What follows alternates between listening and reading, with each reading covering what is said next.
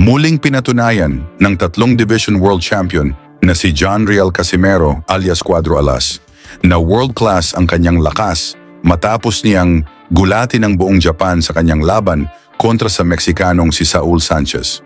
Ang laban na ito ay ginanap sa harap ni Naoya Inoue noong Oktubre 13, 2024. Sa laban ng monster ng Japan na si Naoya Inoue kontra sa Mexican Pantera na si Luis Nery, unang beses naranasan ni Inoue ang pagbagsak mula sa isang malakas na suntok ni Nery. Bagamat na ipanalo pa rin ni Inoue ang laban sa pamamagitan ng knockout, marami pa rin sa mga Pinoy boxing fans ang napaisip, paano kaya kung suntok ni Casimero ang tumama sa mukha ni Inoue? Matatapos kaya agad ang laban? Right to his liver, you see Casimero showing out after he drops him, showing that bad blood between them, and he's happy. Upang magkaroon tayo ng mas malawak na ideya, balikan natin ang laban ni Casimero kontra sa WBO Latino champion na si Sanchez na may record na 21 panalo, 3 talo at 12 knockouts. Sa weigh-in pa lang, binastos na ni Sanchez si Casimero at sinabihang tamad mag-ensayo dahil hindi raw nito nakuha ang tamang timbang.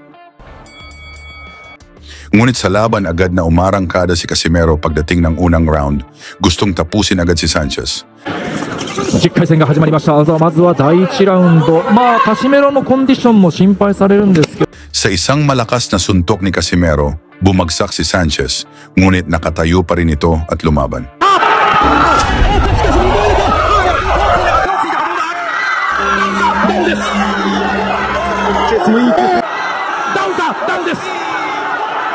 Sanchez もいいカウンターあったんですけどね、聞いた後に。いや、さすがカシメロ、こういう記録。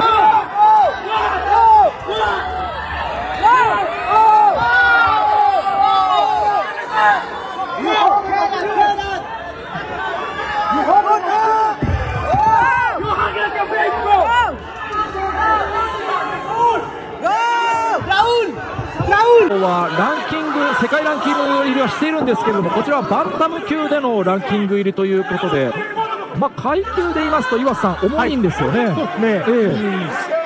この辺りはまたこちらのコンディションもどうかというのが気になります。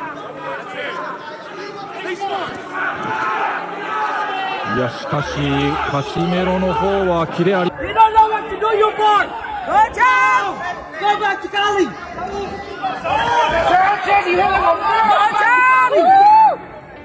You hear like a big Sanchez! Like a beat! You a big Sanchez! ナイスジャブ。ここで左フック。これサンチェスこれ得意なんですよ。もうためを作らずに左フックうまく打ち込めるんですよね。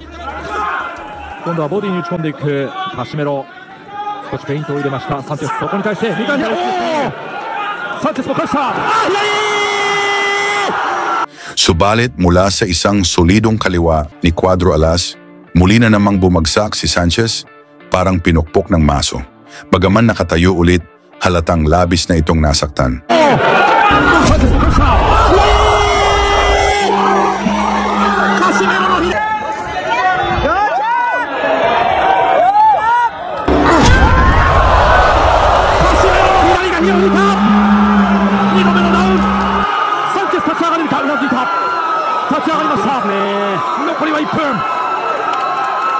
カシメロが来るか、仕留めに来る。サンチェスしのげるか、攻勢一方か、いや返す。来るか、仕留めに来る。サンチェスしのげるか、攻勢一方か、いや返す。いいですね。返す。そこに打ち込んでいくサンチェス。カシメロが集めていく。左に入った。まだ効いている。今のクリンチャーサンチェスうまかったですね。2度目のダウンは思いっきり効かされました。残りは30秒。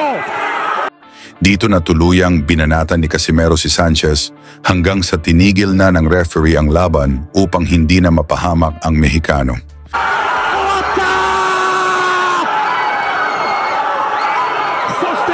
Panalo si Casimero via technical knockout sa unang round at halatang kinabahan si Naoya Inoue sa kanyang nasaksihan.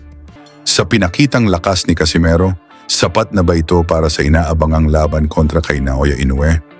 Pag-usapan natin sa ibaba. Salamat sa suporta sa mga kapwa ko seaman. mga OFW, at mga boxing fans. Lagi niyong sundan, huwag magpapahuli. Pag-usapan ay bakbakan, balita niya at laban. Mga Pinoy na di nagpapagapi. Salamat sa mga suporta na lagi nandyan.